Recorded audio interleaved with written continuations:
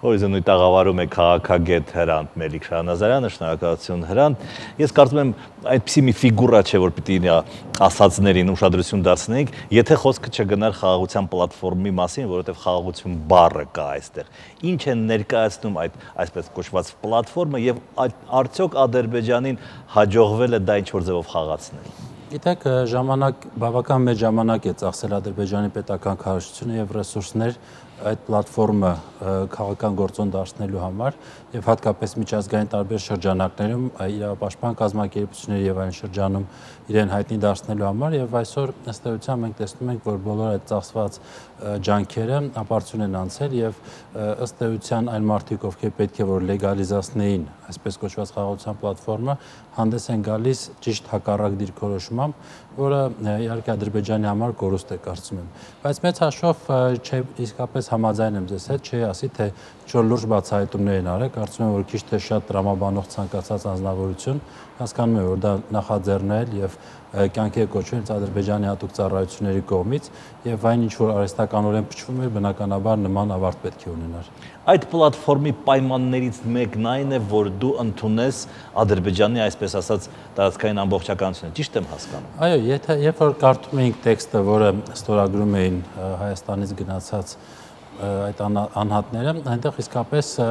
ակնհայտ եղում է, որ խոսքը գնում է ոչ թե խաղաղության պլատֆորմի, այլ Ադրբեջանի քարոզչական թեզերի մասին։ Հերթով չարադրված էր, ընդ որում առանց որևէ դիվանագիտական քողարկման, առանց որևէ, չգիտեմ, այլախոսությունների, հստակ գրված էր այն թեզերը, որոնք մշտապես հնչում են Ադրբեջանի բարձրագույն իշխանության շուրթերից եւ ըստ էության ստորագրվում է մի փաստաթուղթ, որը խաղաղության հասնելու տեսակետից որևէ արդյունավետ միջոցներ կամ մեխանիզմներ չէր առաջարկում։ Հրանտ այդ պլատֆորմի կազմում կամ այդ նախաձեռնության կազմում կան էլի հայեր, համենայն դեպս հայկական անուն-ազգանուններով ինչ-որ անձիկ։ Գոնե այս ամենից հետո համոզվեցին, որ այդ պլատֆորմ կոչված ինչ-որ փուչիկ է, ֆիկցիա է։ Գիտեք, ձեր ասած անձնավորություններից մի քանիսը արդեն իսկ հանդես են եկել հայտարարություններով, բոլորը միասին մեղադրում են առաջինին Վահանին դավաճանության մեջ, սեփական շահերը պաշտպանելու կամ չգիտեմ ֆինանսական ինչ-որ ակնկալիքներ ունենալու մեջ, եւ ակնհայտ է, որ այս պահին ադրբեջանական մամուլում հրապարակվում են տեքստեր, որոնք նույնպես պատրաստված են իրենց հատուկ ծառայությունների, հնարավոր է նաեւ վարչակազմի կողմից նախագահի եւ նպատակը ինչ-որ չափով պլատֆորմը փրկելն է։ Իհարկե հասկանալի է, որ փրփուրներից կախվելու փորձեր են, հնարավոր է նաև, որ արվում է այս ամենը իրենց այլ վերջի շրջանի այլ ձախողումները քողարկելու նպատակով, բայց կարծում եմ, որ կլինեն նաև այլ անհատներ, այդ թվում միացածներից, ովքեր կհետևեն առաջինի օրինակին Վահանի։ Ըստ էության այստեղ արդեն կարևորել չէ, թե ով ինչ կասի, փաստ այն է, որ այդ քարոզչական գործիքը, որը Ադրբեջանի իշխանությունները ձևավորում են, այլևս չկա եւ չի կարող որևէ կերպ ազդել իրենց հետագա մոտեցումների եւ դիրքորոշումների վրա։ Դուք բացառում եք, որ հիմա կարող են գտնվել աշխարհում, որովհետև այդ անձերը հայկական ազգանուններով մեծ մասը այլ քաղաքացիներ, այն երկրների քաղաքացիներ, ելի կգտնվեն անուն ազգանունով յանով վերջացող մարդիկ, որոնց մի քանի կոպեկ կտա Ադրբեջան, ասենք մի քանի $1000 եւ էլի նրանք ինչ որ այդպիսի բաներ կան։ Դա գիտեք, եթե հիմա Ադրբեջանի իշխանությունները սկսեն ռեսուրսներ վատնել արդեն իսկ բացահայտված այդ գործիքը վերականգնելու կամ փրկելու համար, ապա կարելի է ասել, որ կարելի է անգամ հաջողություն մաղթել, ինչքան ուզում են թող փորձեն, որովհետև արդեն հասկանալի է, որ պլատֆորմը որպես այդպեսին մեծ հաշվով վաղուց էր հասկանալի, բայց հիմա կա դրա փաստական ապացույցները, որ ոչ թե հայկական կողմի համար, այլ միջազգային դիտորդների, միջազգային հանրության համար։ Եվ եթե նրանք փորձեն փրկել այն, ինչ որ արդեն մահացել է, ապա թող աշխատեն, ես դեմ չեմ։ Եթե անգամ գտնվեն յան ազգանով մարդիկ, թող միանան, նորից հայտարարություններ տարածեն։ Փաստը այն է, որ այսօր այդ գործիքը այլևս չկա եւ փաստը այն է, որ տապալվել են։ Ես եւ քաղաքական մակարդակում եւ եթե միանշանակ կա հատուկ ծառայությունների աշխատանքներ եւ դրա մակարդակում եւ ապակողմնորոշված իրավիճակում է այսօր պետական ապարատը Ադրբեջանի, չգիտեն թե ինչպես կարող են փրկել իրավիճակը,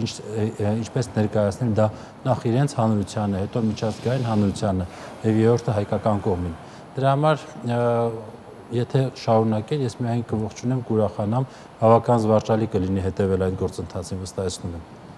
Հրանտ թե սոցցանցերում թե առհասարակ ես չհանդիպեցի որևէ կարծիք, որտեղ ինչ-որ վստահություն լիներ այս անձի հանդեպ եւ առավելևս վերջին հայտարարության հանդեպ։ Այդ դեպքում ո՞րն էր այս քայլի նպատակը, որը նա արեց։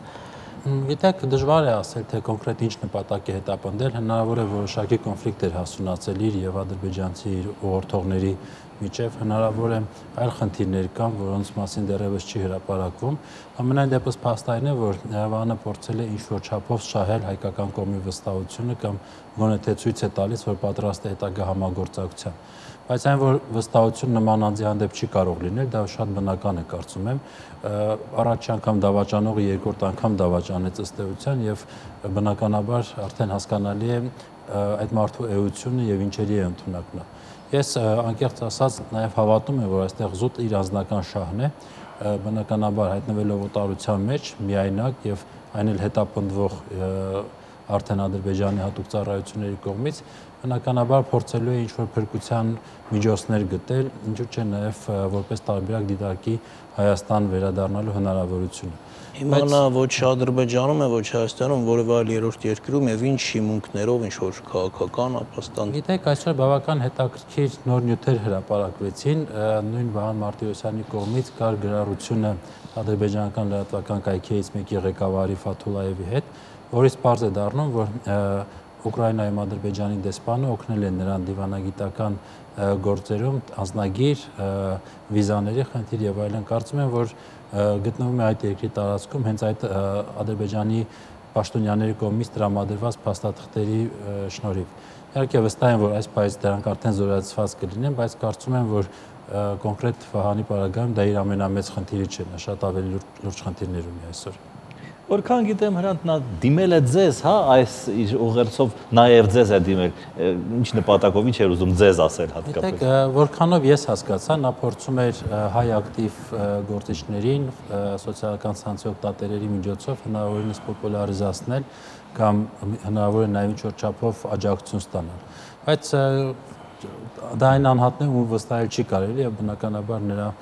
դիմումները անպատասխան են մնացել։ Ընդ որում ես այո տարածեցի այդ տեսանյութը, որովհետև վստահ է, որ պետք է այդ օգտագործել այս նյութը, այսպես կոչված պլատֆորմա քայքայելու, այդ փաստերը պահելու համար, եւ արվում էր դա ոչ թե իր տարածած ալիքներով, այլ ամբողջը ներբեռնեցինք արդեն մեր հարթակներով եւ այդպես տարածեցինք։ Բայց որքան որ ես նկատեցի Facebook սոցիալական ցանցում, նա մի քանի մարդու է գրել ցույց տալով իբր թե տեսեք, ես վերադարձել եմ, ես այն չեմ, ինչ մտածում եք դուք իմ մասին, անգամ տեսանյութում փորձում է իրեն ներկայացնել իբրև թե տշնամու ճամբարում ներդրված, այնտեղ գործ արած եւ իրենց քաշությունը քանդող գործիչ։ Բնականաբար սա գիտեք պարզունակ արդարանալու փորձեր են, որոնք վստահ եմ, որ որևէ մեկի վրա ազդեցություն չեն կարող թողնել։ Ամենակարևոր հարցը իսկ եթե լինի իսկապես ինչ-որ խաղաղարար նախաձեռնություն, ժողովրդական դիվանագիտություն, ձեր քաղաքագետների շփումը ադրբեջանցի քաղաքագետների հետ, որը երբեմն լինում է, հիմա կարծես թե այդ պլատֆորմը վարկաբեկել է բոլոր այդ քայլերը։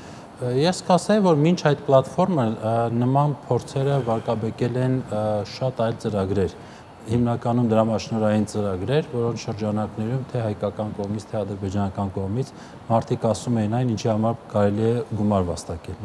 Որովհետև եղել են տարբեր աստիճանի, տարբեր մակարդակի նման նախաձեռնություններ, մենք տեսել ենք, որ բոլորը տապալվել են։ Եվ տապալվել են, որովհետև Ադրբեջանի իշխանությունները սկսած մանկապարտեզի լեզդաստիարակությունից այդ հայատյացությունը ներարկում են գալող եկող սերունդների արյան մեջ, եւ ապրիլին էլ մենք արդեն ցավոք սրտի տեսանք նոր պատերազմ, որը սպանեց այն թեզը, թե հիմա ունենք սերունդ, որը պատերազմ չի տեսել։ Անցած 20 տարիների ընթացքում հիմա այդ սերունդը չունենք եւ այդ թշնամանքը ցավոք սրտի, իսկապես ցավոք սրտի փոխանցվել է արդեն հաջորդ սերունդին։ Նման խնդիրները չեն հաղթահարվում դրամաշնորհների միջոցով, չգիտեմ, հատուկ ծառայությունների կողմից ստեղծված կեղծ պլատֆորմների միջոցով եւ այլն։ Այստեղ իրական քաղաքական կամք է պետք, այստեղ ցանկություն է պետք գնալ խաղաղության ճանապարհով եւ ոչ թե ժամանակ օգտագործել պատերազմի համար։ Այսինքն դուք բացառում եք անկեղծ շփումները ադրբեջանցի քաղաքագետների հետ կամ իմ շփումը առանց դրամաշնորհների։ Գիտեք, մարդկային առումով իհարկե կան մարդիկ եւ մեր կողմում եւ այնտեղ, որոնք կուզենային գնալ դրան, բայց գոնե թե պրոֆեսիոնալիզմը պետք է որ զգուշավորության որոշակի չափաբաժին ապահովի։ Այո, անկեղծությունը ամբողջությամբ հակառակ կողմի ներկայացնի հետ գոնե թե իմ պարագայում իսկապես բացառվում։ Ես ճիշտ ասած ապրիլյան պատերազմից հետո չեմ պատկերացնում, թե ինչպես եմ ես շփվելու, ասենք ադրբեջանցի խմբագրի հետ։ Դե գիտեք, եւ նույնը կարելի է ասել մինչ ապրիլյան պատերազմը պարզապես պատմական ժամանակային հեռավորության խնդիր կար, որը եւ եթե մոռացության էր մատնել այն իրողությունները, որոնք կային 91-94 թվականներին։ Բոլոր դեպքերում նորից եմ ասում, այստեղ քաղաքական կամքն է առաջի հերթին դերակատարում ունենալու եւ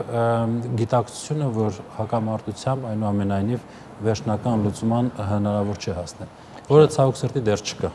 Շնորհակալություն։ Շնորհակալ։